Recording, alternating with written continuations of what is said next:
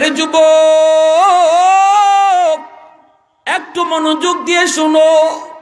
যেই সন্তানের উপর বাপ মার দোয়া আছে, দুনিয়াতে আল্লাহ তারে 3টা নগদ পুরস্কার দান করবে। বাপ মার দোয়া যেই সন্তানের উপরে আছে, 1 নাম্বার হলো আল্লাহ তার হায়াতের ভিতরে বরকত বাড়ায়া দিবে। অ্যাক্সিডেন্ট তার নির্ঘাত হয়ে যাওয়ার কথা, আল্লাহ পাক তারে মুসিবত থেকে বাঁচাবে। টাকা তার মাথার উপরে পড়ার কথা, বাপ মার দোয়া থাকলে আল্লাহ তার মুসিবত ফিরায় দিবে। এজন্যই তো মুসা কালিমুল্লাহ এত বড় পয়গম্বর, বনি ইসরাইলের নবী, ইনার আম্মা যেদিন মারা গেলেন, ওই দিন আল্লাহ বলতেছে, রে মুসা, তুমি আমার বহুত বড় পয়গম্বর, তোমার অনেক গুসা, তোমার অনেক রাগ, যা খুশি তুমি তা করো, কিন্তু ন্যায়ের উপরে করো। এ মুসা, বিপদ আসতে চায়, কিন্তু মায়ের দোয়ার কারণে বিপদ আমি আল্লাহ রাখি না। আজ কিন্তু তোমার মা দুনিয়ায় নাই, আজকে তোমার মা মারা গেছে মুসা। এখন থেকে প্রতিটা কদম তুমি হুশে ঘুষে দিও, এখন থেকে প্রতিটা কদম তুমি হুশে ঘুষে দিও। কারণ এখন যদি কোনো মুসিবত তোমার দিকে আসতে চায়, ওই মুসিবত ফিরায় দেওয়ার মতো পিছনে কোনো দোয়া নাই। এ যুবক, বলো না, সামনে আমাদের কম বেশি বিপদ আপদ আসেনি না নাই? দুনিয়াবি ছোট বড় আপদ বিপদ থেকে যদি তুমি বাঁচতে চাও, দুঃখিনী মারে আর কষ্ট দিও না, ওই বাবারে আর কষ্ট দিও না, তাড়াতাড়ি রাজি করাও। যদি রাজি করাইতে পারো, খুশ করতে পারো, তাহলে তোমার দুনিয়ার জীবনের জিন্দেগিতে আল্লাহ আপদ বিপদ আল্লাহ দূর কইরা দিবি। 2 নম্বরে আল্লাহ তোমার রিজিকের মধ্যে বরকত দিবে। ব্যবসা তুমি করতেছো, ব্যবসার ভিতরে আল্লাহ তোমার বরকত দিবে। চাকরি তুমি করতেছো, প্রমোশন আল্লাহ বাড়ায় দিবে। পড়ালেখা তুমি করতেছো, ভালো রেজাল্ট তোমার দরকার, আল্লাহ তোমার ভালো রেজাল্ট করায় দিবে। দুনিয়ার লাইনে হর জায়গায় আল্লাহ তোমারে কামিয়াবি দান করবে। এর যুবক, মনে রাখো, এই যে লাইট জ্বালাইলাম, ফ্যান লাগাইলাম, এই লাইট যদি জ্বালাইতে হয়, ফ্যান যদি ঘুরাইতে হয়, লাইন তোমার পাওয়ার হাউস থেকে ওকে করা লাগবে। কারেন্টের লাইন তোমার পাওয়ার হাউস থেকে সংযোগ দেওয়া লাগবে। যদি সংযোগ তুমি না দেও, লাইট লাগাইবা ঠিক জ্বলবে না। তোমার আমার জিন্দিগি তো এমন কিছু লাইট আছে, ওই জিন্দিগির আলো যদি তোমাকে জ্বালাইতে হয়, বাপ মা হলো তোমার কারেন্ট, ওইখান থেকে তোমার লাইন সংযোগ করু, আল্লাহ তোমার জিন্দিগির বাতি আল্লাহ জ্বালায় দিবে। বাপ মারে অবাধ্য হইয়া পড়ালেখায় উন্নতি করবা, ভালো ফলাফল পাইলিবা, অসম্ভব, হবে না।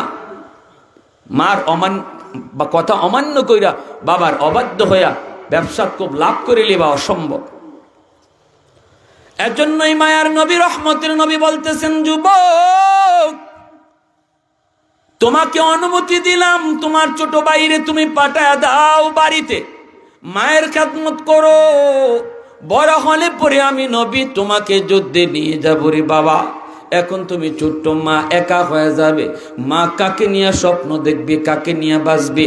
তুমি মায়ের খেদমতে চলে যাও। এই কথা বলতেই ছোট ভাই কান্না শুরু করছে। কান্দে আর কই, নবী গো, আমাকে আপনি একা ফেরত দিয়েন না গো নবী। আমরা 2 ভাই একসাথে মায়ের কাছ থেকে বিদায় নিয়ে আইছি। আমি যদি একা ফেরত যাই, আমার মা আমার উপর খুশি হবে না। মা হাসরের মাঠে 2 জন শহীদের মা পরিচয় দিতে চায়, আমাকে একা ফেরত দিয়েন না। আমার মা যদি বলে, আল্লাহ আল্লাহর রসুল তোরে কেন কবুল করলো না, কোনো জবাব আমার নাই। ওগো নবীজি, আমি বয়সে ছোট, কিন্তু আমার ভাইয়ার চেয়ে শক্তি আমার বেশি। সুবহানাল্লাহ, আরো আসতে বল। আমি বয়সে ছোট হলো, ভাইয়ের চেয়ে আমার গায়ে শক্তি বেশি, আর জিহাদের ময়দানে শক্তি বেশি লাগে। যদি আপনি বিশ্বাস না করেন, তাহলে আমরা 2 ভাইরে কুস্তি লাগাইয়া দেন। সুবহানাল্লাহ। দিনের নবী, মায়ের নবী, সাহাবায়ে কেরামদেরকে বলেন, সাহাবীরা একটু তোমরা তাকায় দেখো না, কি কই 2টা বালুক ওরা যুদ্ধে যাবার জন্য কুস্তি লাগতে চায়, এরা প্রতিযোগিতা করতে চায়। সাহাবীরা একটু তোমরা বলো এখন কি করব একটু বলো। সাহাবীরা কয় নবী গো ওরা যখন কুস্তি লাগতে চায় একটু লাগাই দেন, আমরা একটু দেখি কার গায়ে শক্তি বেশি। নবী বলেন ঠিক আছে একটু শক্তি দেখাও। দুই ভাই যখন কুস্তি লাগবে, আল্লাহর নবী সাহাবায়ে কেরাম তারা দেখতেছেন কুস্তি লাগার আগেই দুই ভাই কানাকানি হয়ে গেছে। ছোট ভাই বড় ভাইরে কয় ভাইয়া তুমি তো অনুমতি পাইয়াই গেছো, আমাকে একটু সুযোগ কইরা দিও। বড় ভাই কয় টেনশন করবি না, আমি তোরে ছাড়া যাইতাম না, দুই ভাই একসাথে আইছি একসাথে যাইব। সুবহানাল্লাহ। कौनैन मुख्तार खुदा तुमको बनाया, कौनैन मुख्तार खुदा तुमको बनाया, उम्मत का निगाहबान खुदा तुमको बनाया, उम्मत का निगाहबान खुदा तुमको बनाया। मौला मेरा आका मेरा रहमत की नबी है, ताजदार मदीना के तुम आगे अरबी है, ताजदार मदीना के तुम आगे अरबी है। अशजार ने देते हैं नबूवत के शहादत, तशके के कमर में है तो अंगुल की इशारात, तशके के कमर में है तो अंगुल की इशारात। एक तो ज़ोरे कौन अल्लाह अकबर। बड़ोजन কুস্তি লাগার পরে নিজের কোনো শক্তি দেখায় না, ছোট জনের ধাক্কা দিয়েই বড় ভাইয়ের নিচে ফালাই দিছিলেন। বড় ভাই নিচে পড়ে গেছে, ছোট ভাই উপরে উঠে কই নবী গো এই যে দেখেন আমার গায়ে শক্তি বেশি। আল্লাহর নবী দুজনের হাত ধরে উপরে উঠাইলেন, উঠে নবী মুস্কি হাসতেছেন। সাহাবীদেরকে নবী বলেন সাহাবীরা রে তোমরা কিছু বুঝছো নি? সাহাবীরা কয় নবী গো সব বুঝছি, কুস্তি লাগার আগেই তো কানাকানি। ঠিক না? সাহাবীরা একটু বলো এখন কি করব? সাহাবীরা কয় না গো নবী দুজনকে অনুমতি দেয়া লাগবে।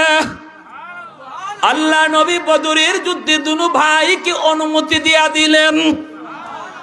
ছোট্ট দুই বালক বদরের যুদ্ধে রওনা দেয়, হাতে তাদের তলোয়ার নয়, হাতে ছিল খেজুরের ডাল।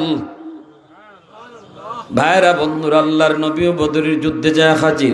দেখেন আবু জাহেল আগে নিজের জায়গা পছন্দ করে ফেলেছে, পজিশন লইছে, ভালো পজিশন, উঁচা জায়গা, টিলার উপরে আবু জাহেল আল্লাহর নবী সাহাবায়ে কেরামদেরকে নিয়ে নিচু জায়গায়, নবী নিচু জায়গায়, উসাত থেকে নিসাত মারতে বড় সুবিধা, এজন্য দুশমন সুবিধাজনক জায়গায় অবস্থান নিয়েছে, আর আল্লাহর নবী নিচু জায়গায়।